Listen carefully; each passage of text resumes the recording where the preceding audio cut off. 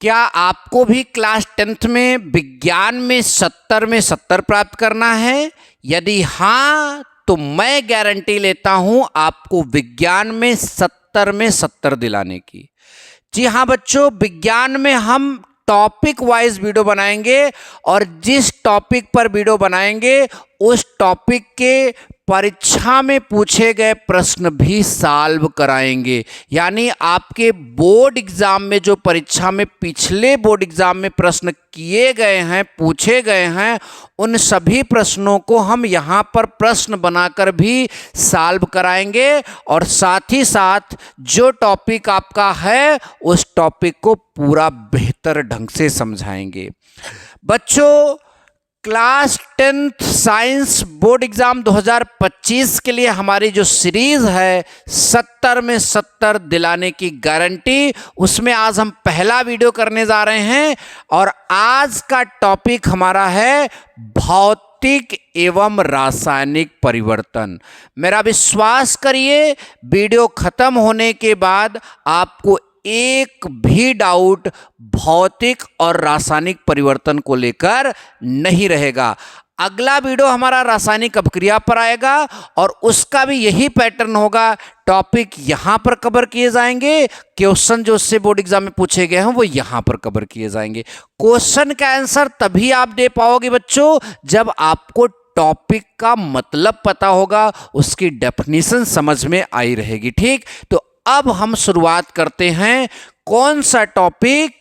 भौतिक एवं रासायनिक परिवर्तन। तो देखिए, यहां पर भौतिक परिवर्तन पूरा लिखा गया है और यहां पर रासायनिक परिवर्तन पूरा लिखा गया है। आप सभी में दो प्रकार के बच्चे हैं, एक वो जिनको बहुत कुछ आता है और एक वो जिनको कुछ नहीं आता। तो जिनको कुछ नहीं आता वो विशेषतः ध्यान देंगे तो उनको भी बहुत कुछ जरूर आएगा। देखिए, भौतिक परिवर्तन कौन सा परिवर्तन माना जाएगा, उसके लिए आप पहले ये 6 उदाहरण देखिए। हम उदाहरण से परिभाषा सिखा देंगे, एकदम याद करा देंगे, बस आप बने रहिए। पहला उदाहरण क्या है? मोमबत्ती का पिघलना। मोमबत्ती का पिघलना भौतिक परिवर्तन है। अब बच्चों आप ये बताओ, जब मोमबत्ती या मोम जब पिघलता है तो क्या वहां पर कोई नया पदार्थ बनता है? मतलब मोम से कुछ और बन जाए? नहीं, मोम पहले ठोस था, वो पिघल कर जो है तरल हो गया, बाकी वहां कुछ मोम के अलावा दूसरा नहीं बना। यानी ध्यान दीजिए, यहां नया पदार्थ नहीं बना। पानी का वाष्प बनना। बच्चों, पानी जब आपका वाष्प बन जाता है, भाप बन जाता है, फिर उसी भाप को ठंडा कर दो तो फिर से पानी बन जाता है, तो क्या वो आपका वहां नया पदार्थ बना? बिल्कुल नहीं बना। ठीक। पानी का बर्फ बनना। अब देखो बच्चों, पानी का बर्फ बन जाता है और फिर बर्फ को आप गर्म करिए तो फिर से पानी बन जाता है, यहां भी कोई नया पदार्थ नहीं बनेगा, वही चीज है। चीनी या नमक का पानी में घुलना। चीनी और नमक पानी में घुल जाती है, उसको गर्म कर दोगे तो पानी उड़ जाएगा, फिर चीनी और नमक आपका जो है बर्तन मिल जाएगा, तो यहां भी कोई नया पदार्थ नहीं बना। तार का गर्म होना।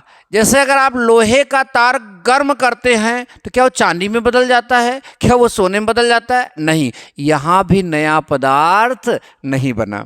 अब बच्चों, बल्ब का जलना। तो जो बल्ब जलता है तो क्या वहां कुछ नया चीज बनता है? क्या वहां भी नया चीज नहीं बनता। ठीक, ये ध्यान दीजिएगा।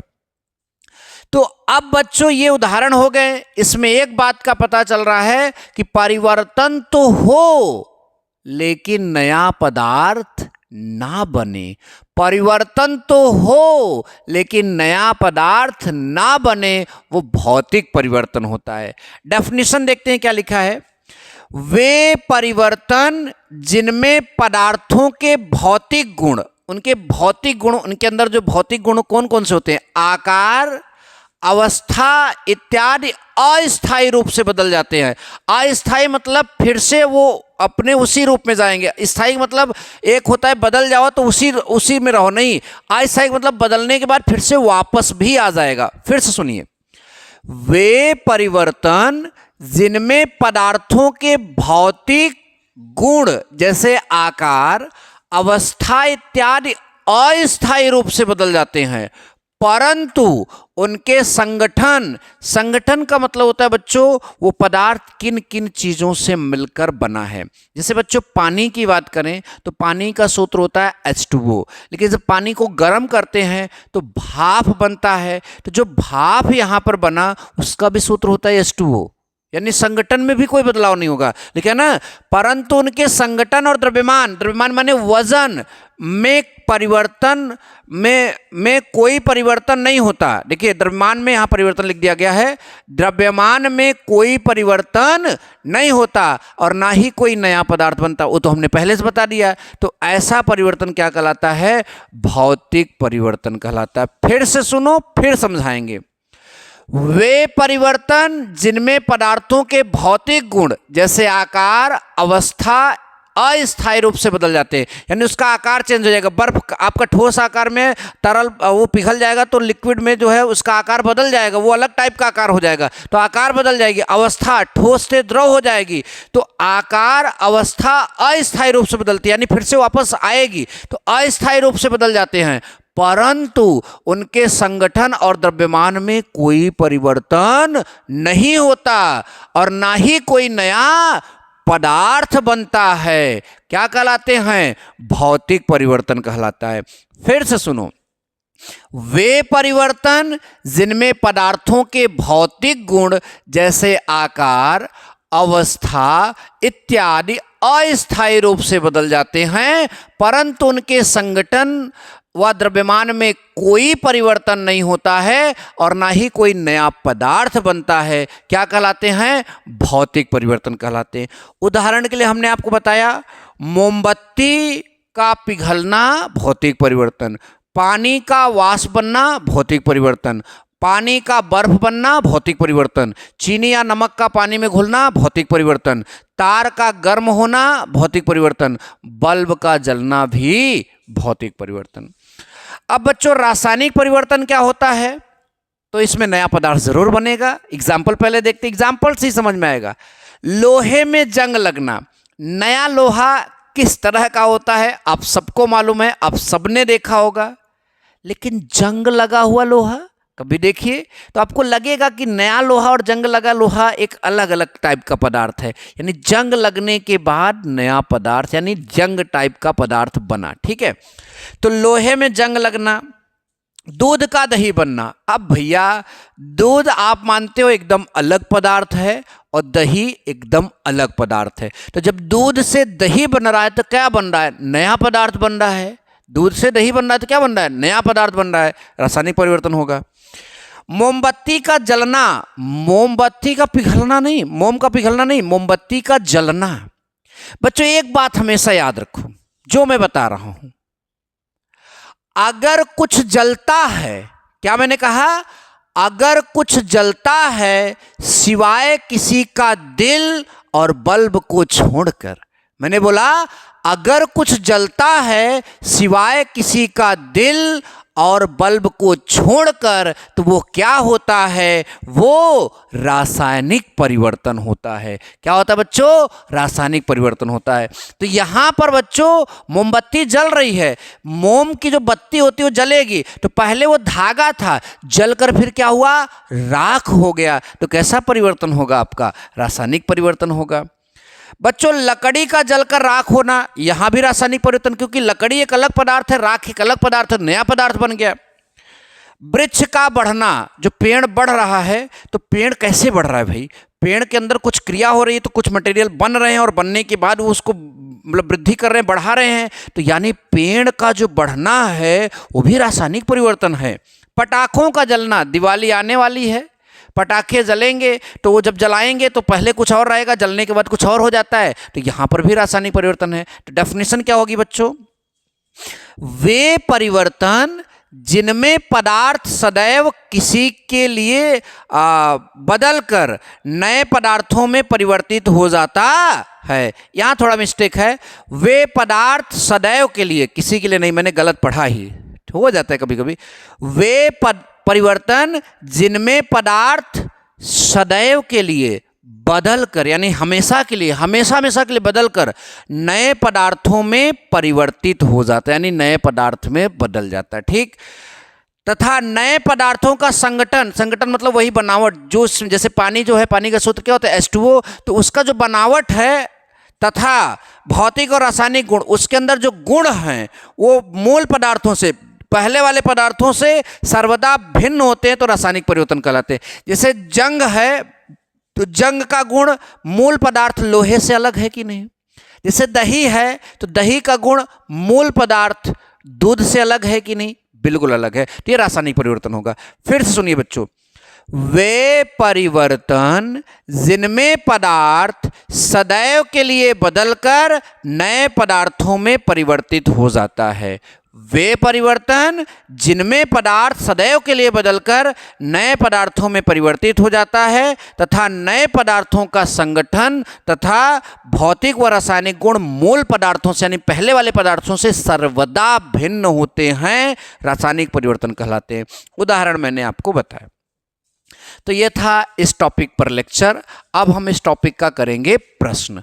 प्रश्न हमारे पास परीक्षा में पूछे गए प्रश्न 1, 2, 3, 4, 5 प्रकार से पूछे गए हैं। ठीक, पहला, निम्न में क्या रासायनिक परिवर्तन है? तो भैया रासायनिक परिवर्तन वही होगा जिनमें नया पदार्थ बनेगा। लोहे में जंग लगना, हालांकि अभी लगना जो है अभी हमने पढ़ा दिया। लोहे में जंग लगना, जब लोहे में जंग लगेगा नया पदार्थ बनेगा, नया पदार्थ बनेगा तो रासायनिक परिवर्तन है।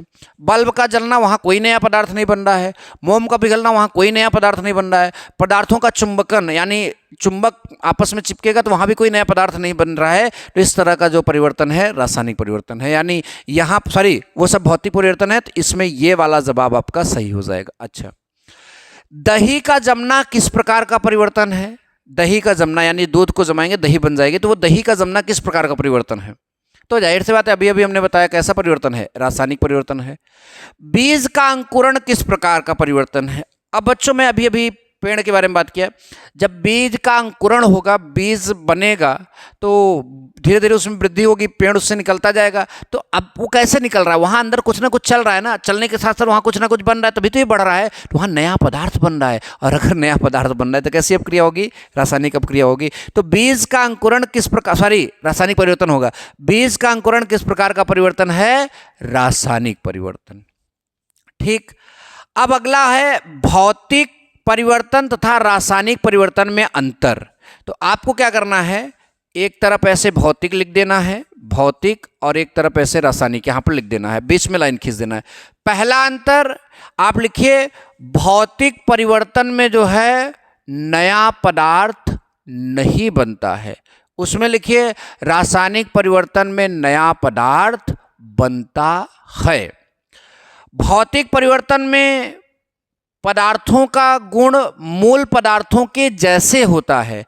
रासायनिक परिवर्तन में पदार्थों का गुण जो है मूल पदार्थों से भिन्न होता है। इस तरह से आप दो अंतर लिख देंगे, पर्याप्त होगा, और उदाहरण दे दीजिएगा। ठीक, अच्छा, कारण सहित बताइए, यानी इसका कारण बताइए, कारण सहित बताइए निम्न परिवर्तन कौन से परिवर्तन है। ऐसा प्रश्न भी आपके एग्जाम में पूछा जा सकता है। तो पदार्थ का जलना, पदार्थ का जलना कैसा परिवर्तन है? रासायनिक परिवर्तन। तो आप लिखेंगे पदार्थ का जलना रासायनिक परिवर्तन है, क्योंकि जब पदार्थ जलता है तो रासायनिक क्रियाएं होती हैं और नया पदार्थ वहां पर बनता है, इसलिए आपका रासायनिक परिवर्तन है। अपघटन क्रियाएं, यानी अपघटन एक प्रकार से अपक्रिया है। जैसे हम कैल्शियम कार्बोनेट को, कैल्शियम कार्बोनेट एक पदार्थ है, इसको गर्म करते हैं तो आपका कैल्शियम ऑक्साइड और कार्बन डाइऑक्साइड क्या हो जाएगा?